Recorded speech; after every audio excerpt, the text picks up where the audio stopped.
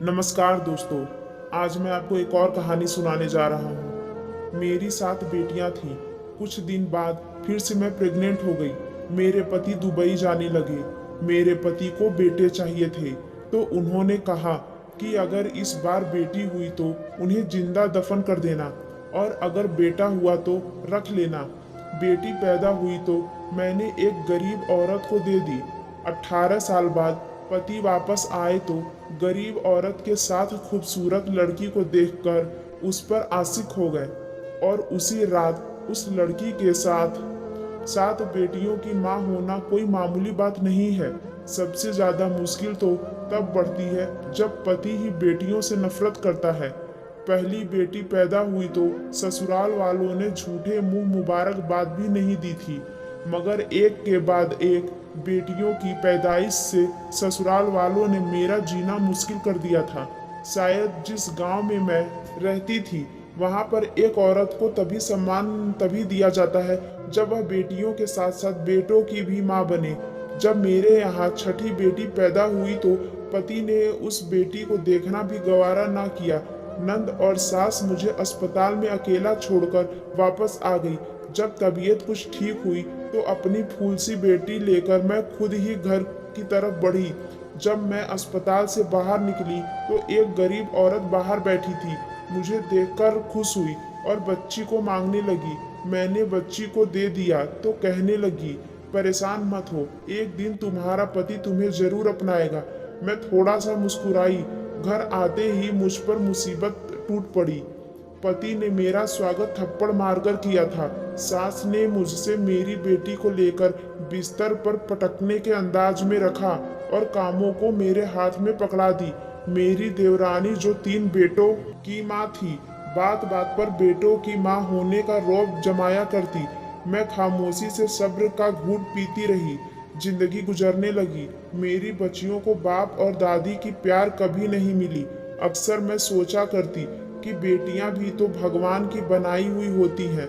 सब कुछ भगवान के हाथ में होता है। जिसे चाहे बेटा दे, जिसे चाहे बेटी दे। फिर क्यों इसका कसूरवार एक औरत को ही ठहराया जाता है। धीरे धीरे समय बीतता गया और मैं एक बार फिर से प्रेग्नेंट हो गई। 6 बेटियों के बाद अब मेरी भी यही राय थी कि अब मुझे भगवान बेटा दे दे, ताकि इस बार मैं सास और पति के भरोसे पर खरी उतर सकूं। समय जैसे जैसे गुजर रहा था, मेरा डर बढ़ते चला जा रहा था, और मेरे पति दुबई में काम करते थे। इस बार तो उन्होंने साफ साफ कह दिया था कि अगर इस बार भी तुमने बच्ची को जन्म दिया तो मैं तुम्हें तलाक दे दूंगा। उनकी इस धमकी से मेरा शरीर कांपने लगा था। मैं पूरा दिन रोती रहती और भगवान से प्रार्थना करती रहती, पर शायद मेरी मुसीबतें अभी खत्म नहीं हुई थी। उस रात जब अस्पताल में मुझे होश आया तो नर्स मेरे सर के पास खड़ी थी। मुझे होश आता देखकर मुस्कुराते हुए बोली, मुबारक हो, आपने एक प्यारी सी बेटी को जन्म दिया है। उसके यह शब्दों से मैं सदमे में जा चुकी थी। मेरी आंखों से आंसू बह रहे थे। एक बार फिर मैं और मेरी बेटी एक खतरनाक पाप की सजा भुगतने वाले थे। मेरा दिल चाहा कि मेरी सांसें वहीं रुक जाएं और मैं इस मुसीबत से बच जाऊं, मगर यह मुमकिन नहीं था। वह नन्ही गुड़िया रो रही थी। मैं उसे सीने से लगाकर रो रही थी। काश वह किसी और के यहाँ जन्म ले ली होती।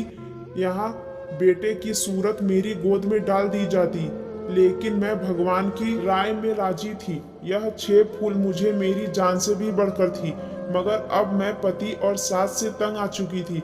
अस्पताल के बाहर बैठी औरत मेरी हालत देखकर इस बार उसने बच्ची को नहीं मांगा था, बल्कि दुआ देते हुए बोली, भगवान से कभी उम्मीद मत छोड़ना, बहुत जल्द तुम्हारे दिन फिरेंगे। मैं दिल ही दिल में दर्द की सांस खींचती हुई सर को हिलाती। रात के 10:30 बज चुके थे जब मैं रिक्शे में बैठकर अकेली घर तक पहुंची थी। मेरा शरीर कांप रहा था। मैं हिम्मत करके दरवाजे पर आई। एक बार 2 बार, यहाँ तक कि 1 घंटा गुजर चुका था, मगर किसी ने आकर दरवाजा नहीं खोला। अंदर से मेरी बेटियों के रोने की आवाज आ रही थी। अंधेरा हो चुका था, मगर किसी ने भी दरवाजा नहीं खोला। मैं भी दरवाजे से टेक लगाए बैठी रो रही थी। आधी रात को मुझे दरवाजा खुलने की आवाज आई। मैं झट से उठकर खड़ी हो गई। दरवाजा मेरी बड़ी बेटी ने खोला था। मैं फौरन अंदर आई और उससे लिपट कर रोने लगी। मेरे न होने पर उन चारों ने न जाने कौन कौन से जुल्म बर्दाश्त किए होंगे। मेरा पति बेखबर सो रहा था। मैं भी खामोशी से अपनी छठी बेटी के साथ कमरे में जाकर सो गई। कमजोरी और थकान से मैं जल्द ही गहरी नींद में सो गई। मेरी आंख तब खुली जब मेरे पति रमेश ने मुझे मेरे बालों से पकड़कर उठाया था। मैं पहली बार उसका गुस्सा देखी थी। मुझे डर लगने लगा था। ऐसा लगता था जैसे मुझे जान से ही मार देगा। रमेश मुझे घसीटता हुआ कमरे से बाहर लेकर आया। मेरी बेटियां यह देखकर रोने लगी, जबकि सास उन्हें डांटकर चुप करवाने लगी। मेरा पति बोला, किसके कहने से तू इस घर में दाखिल हुई है? मेरे घर के दरवाजे अब तुम्हारे लिए बंद हो चुके हैं। अपनी बेटियों को लो और मेरे घर से निकल जाओ।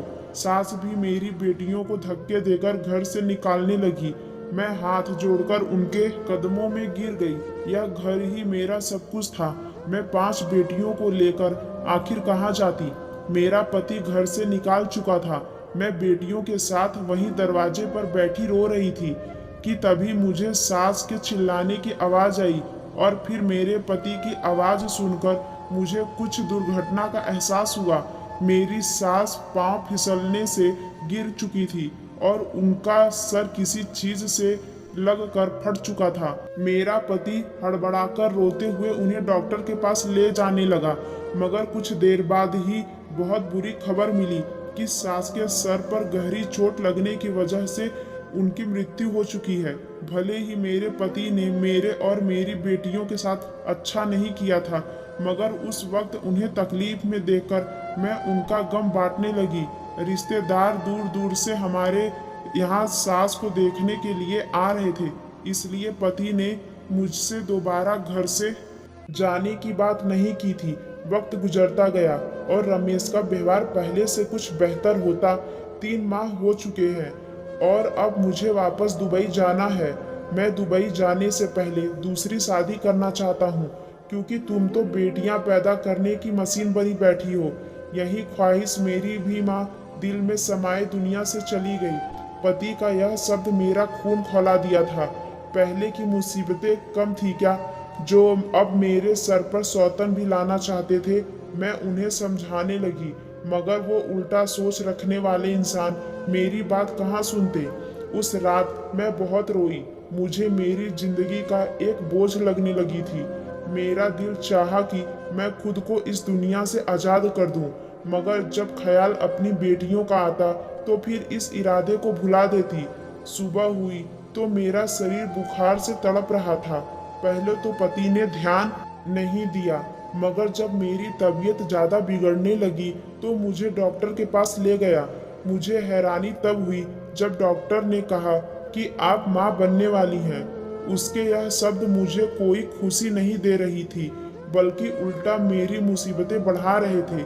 मेरे पति को आज रात वापस दुबई जाना था। जब उसने यह खबर सुनी तो खामोशी से मुझे घर ले आया। घर लाकर तेज आवाज से कहने लगा, अगर इस बार तुमने बेटा जन्म दिया तो ठीक, वरना अगर बेटी हुई तो मार देना या फिर जिंदा दफन कर देना, मगर इस घर में मत लाना। अगर मेरी बात के खिलाफ हुई तो तुम्हारी 6 बेटियों को ऐसी जगह भिजवा दूंगा जहां से तुम दोबारा कभी उनसे मिल नहीं पाओगी। पति की शर्त सुनकर मैं दंग रह गई। रमेश दुबई चला गया था और मैं इसका शिकार हो चुकी थी। जैसे जैसे वक्त करीब आ रहा था, मेरा दिल धड़कता जा रहा था। मैं हर समय यही प्रार्थना करती कि इस बार मुझे बेटा मिल जाए। मेरे घर में एक और बेटी आने का मतलब था बाकी की 6 बेटियों से भी हाथ धो बैठना। मैं नन्ही सी जान को किसी भी तरह मौत के घाट नहीं उतार सकती थी। समय पूरा हुआ और मैं भगवान से प्रार्थना करती अस्पताल में चली आई। मुझे इस बार बेटा ही चाहिए था, मगर शायद भगवान को कुछ और ही मंजूर था। इस बार फिर मैंने बेटी को जन्म दिया था। पति का बार बार आता फोन मैं काट दे रही थी। उसे क्या बताती कि आप फिर सातवीं बेटी के बाप बन चुके हो। मेरे लिए यह बिल्कुल भी आसान नहीं था, मगर अब मैं दिल पर पत्थर रखकर फैसला कर चुकी थी।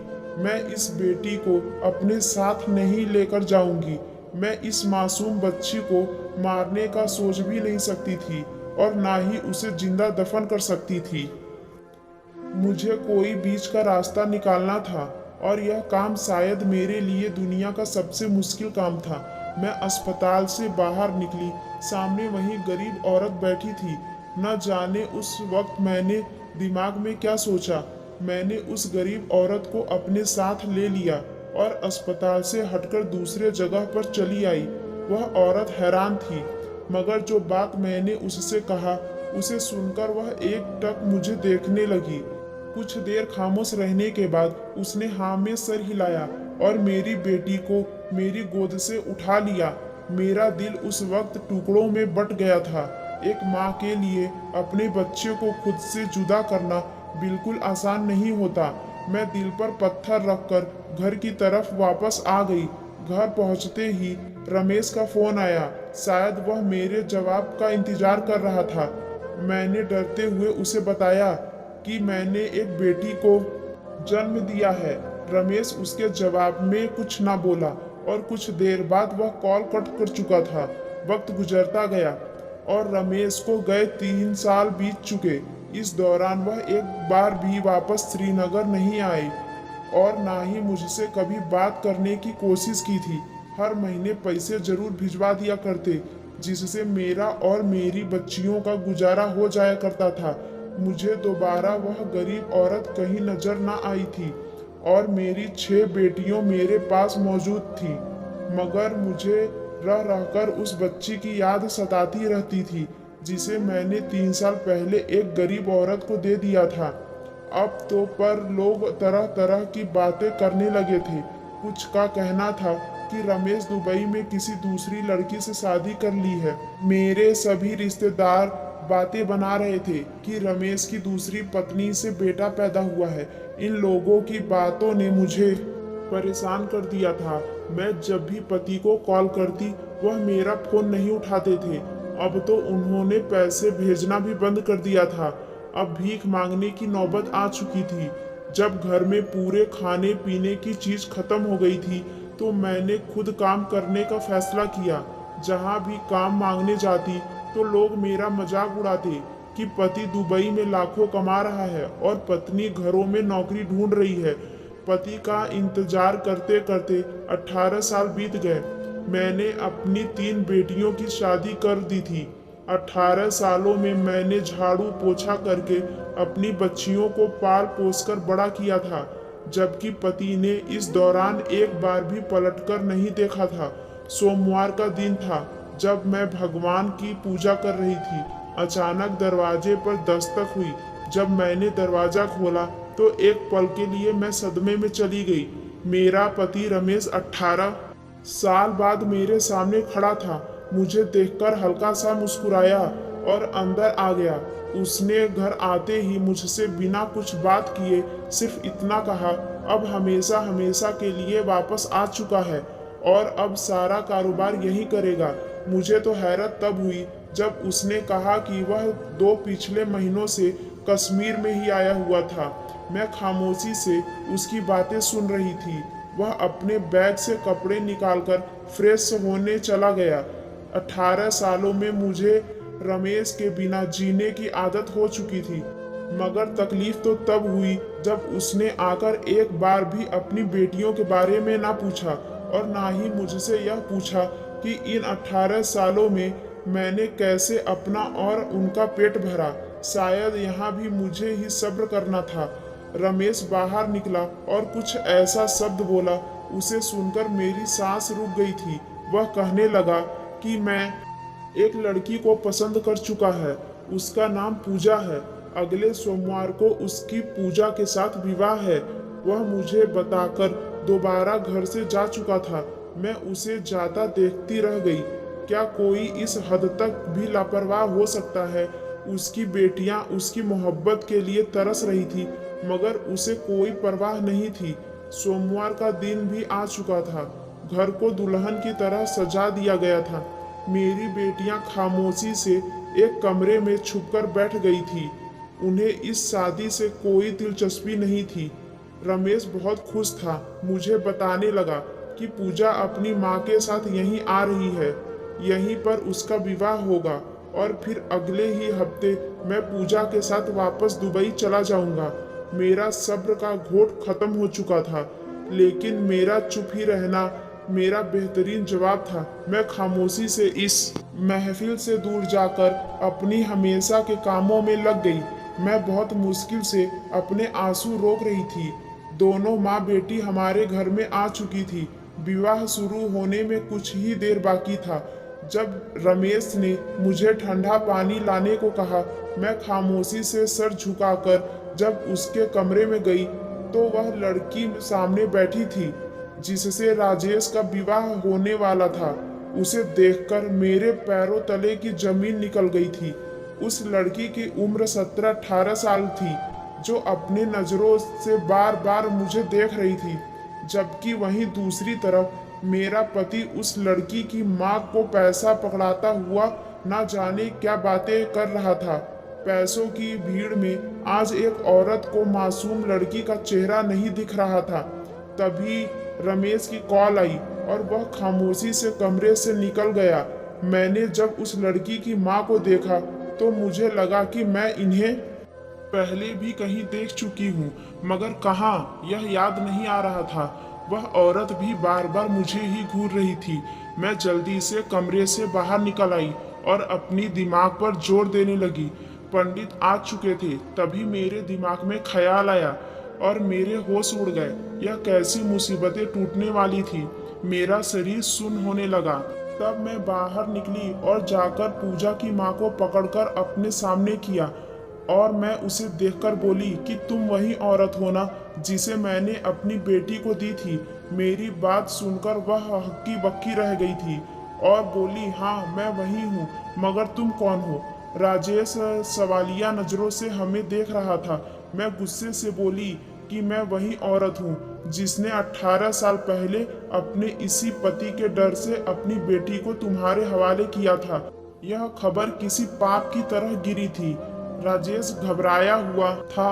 वह औरत सीने पर हाथ रखकर जमीन पर बैठ चुकी थी, जबकि पूजा हैरत से मुझे देखने लगी थी। जब राजेश होश में लौटा तो उस औरत से सवाल करने लगा। वह औरत अब मालदार हो चुकी थी, लेकिन मेरी बात को सच मान गई। पूजा मेरी और राजेश की बेटी है। अगर एक पल भी देर हो जाती तो ना जाने कौन सी मुसीबत टूट पड़ती। राजेश अपना बाल पकड़ता जमीन पर गिर चुका था और होश आते ही घर से बाहर निकल गया था। उसको बेटियों से नफरत थी, मगर वह जो पाप करने जा रहा था वह बहुत बड़ा था। पूजा जमीन पर बैठी रो रही थी और मैं बेबसी से उसे रोता देखकर उसे सीने से लगाकर रोने लगी। राजेश को घर से गए काफी देर हो चुकी थी। 2 दिन गुजर चुके थे और फिर दरवाजे पर एम्बुलेंस आई जिससे राजेश को उतारकर घर लाया गया। उसका 2 दिन पहले एक्सीडेंट हुआ था। उसकी एक टांग टूट चुकी थी। उसकी जुबान दांतों में आकर कट चुकी थी। वह अब बोल नहीं सकता था। जैसा भी था, मेरी बच्चियों का बाप था। बेटियां कहाँ बाप को तकलीफ में देख सकती हैं। जब जब मेरी सब बेटियां राजेश की सेवा करती, वह नजर झुकाकर रोने लगता था। पूजा से उन्हें दोबारा कभी नजर नहीं मिलाई थी और ना ही पूजा कभी राजेश के सामने जाना चाहती थी। कुछ दिनों के बाद राजेश ने अपना सारा धन अपनी 7 बेटियों के नाम कर दी और अपने बेटियों से माफी मांगी और अब सब खुश रहते हैं। धन्यवाद दोस्तों।